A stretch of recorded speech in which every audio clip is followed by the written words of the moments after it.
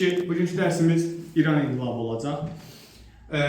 Müharibədən sonra, 2-ci Dünya müharibəsindən sonra bildiyiniz kimi İranı hələ də Pəhləvilər sülaləsi idarə edirdi. Lakin bu dövrdə Pəhləvlərə qarşı narazılıqlar yaranmışdı. Narazılıqların səbəbləri dövlətin İngilis insarında olması, yəni bütün hər şey İngiltənin insarında olması, İngilislərin əlində olması xalqın narazılıq gətirib çıxaracaq. Həmçinin xalq bu dövrdə artıq kiçik-kiçik də olsa üsyanlar qaldırırdı, xalq çıxışları edirdi, lakin bu üsyanların hamısı yatırılacaq. Buna baxmayaraq, İran şahı 1962-ci ildə tarixə ağ inqilablar düşəcək islahatlar proqramını tətbiq edib, din şəraitdə də olsa bu islahatları belə deyək də ağ inqilablar adı altında həyata keçirəcəkdir. Ağ inqilablar nəticəsində İranda kəndlərin çoxu torpaq sahibi olacaqdı, torpaqsız kəndlər də torpaq sahibi olacaqdı, 80% yaxındır torpaq sahibi olacaqdı.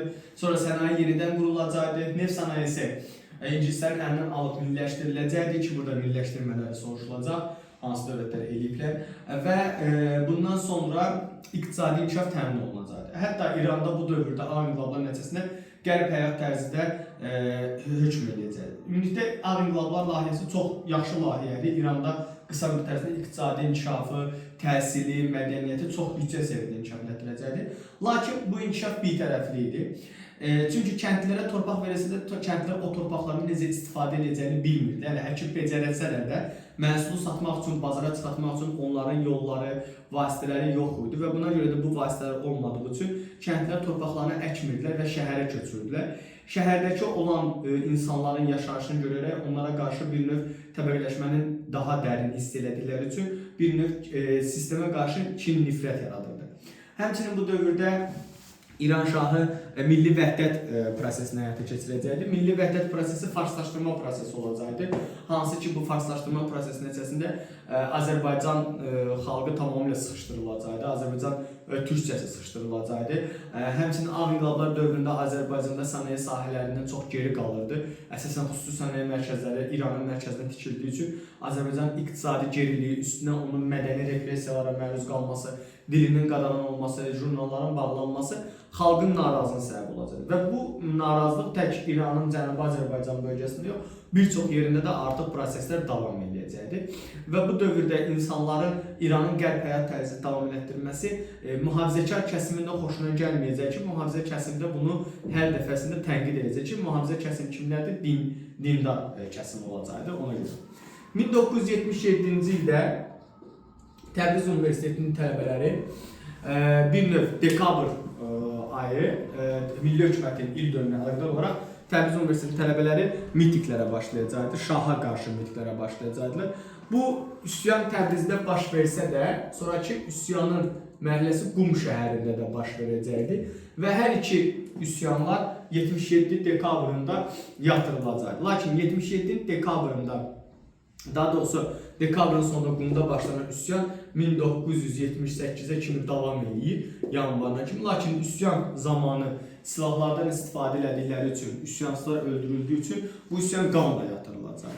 Üsyana əlaqədar olaraq yanvar ayındakı üsyanla bağlı olaraq Təbriz belə deyək ki, mitingçiləri yenidən 78-də 40 mərasiminə əlaqədar olaraq fevralında yeni bir üsyan qaldıracaqdılar və bu fevral hadisələri demək olar ki, şah hökuməti yenə bu fevral hadisələri zamanı üsyanı yatırsa da artıq xalqın ayağa qalxmasının qarşısını ala bilməyəcəkdir.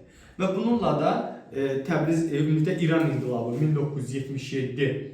1977-1979-u əhatə edən İran inqilabı hərəkatı birinci mərhələsi başa çatacaqdı.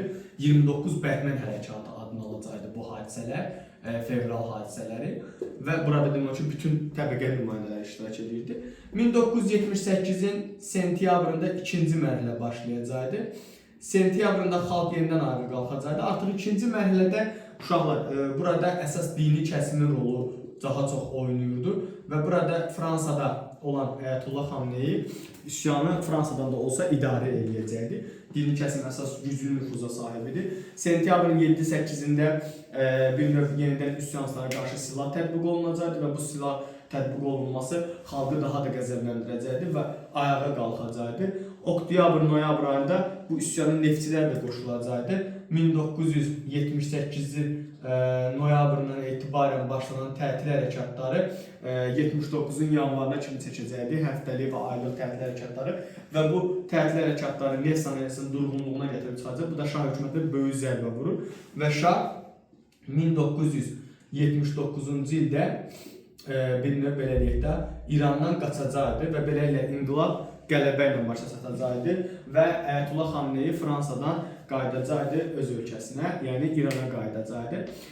Bu dövrdə inqilab müddətində ümumilikdə İranda müxtəlif partiyalar var idi. Bunlar hansılardır? Tudə, Milli Cəbhə, İslam Partiyası, bir də Müsəlman Xalq Partiyası idi. Tudəcilər sosialist partiyaydılar, bundan Sovet modelini istəyirdilər. Milli Cəbhə ABŞ yönümlü idi, ABŞ modelli bir dövlət istəyirdilər. İslam Partiyası, Xamneyi və onun tərəfdarları ki, bunlar konkret İslam dininin əsas dini olmasını istəyirdilər. Yəni rəsmi dövlət dini kimi İslam Respublikasının qurulmasını istəyirlər. Yəni bütün şəriət nəzərdəsə. Müsəlman Xalq İslam Partiyasına isə Azərbaycanlılardan 2 nəfər şəriət mədari, hansı ki şəriət mədari İranın əsas dini rəhbərlərindən biri olub, hətta Xamneydən də böyük nüfuza sahib olub. Bir də Mehdi Bezərqan olacaqdı. Bezərqan idi. Və bunlar da istəyirlər ki, din dövlətdən ayrı olsun, dövlət suveren olsun, xalqların öz müqəddəratı təyin eləsin və onlara öz dilində danışmaq belə deyək də verilsin. Üsyan başa çatdığından sonra, qələbə ilə yekunlaşandan sonra bundan sonra artıq aktual problemlər, yəni xalqların öz müqəddəratını təyin etmə İran daxilində, onların öz dillərində təhsil alma məsələləri ön plana çıxacaqdı.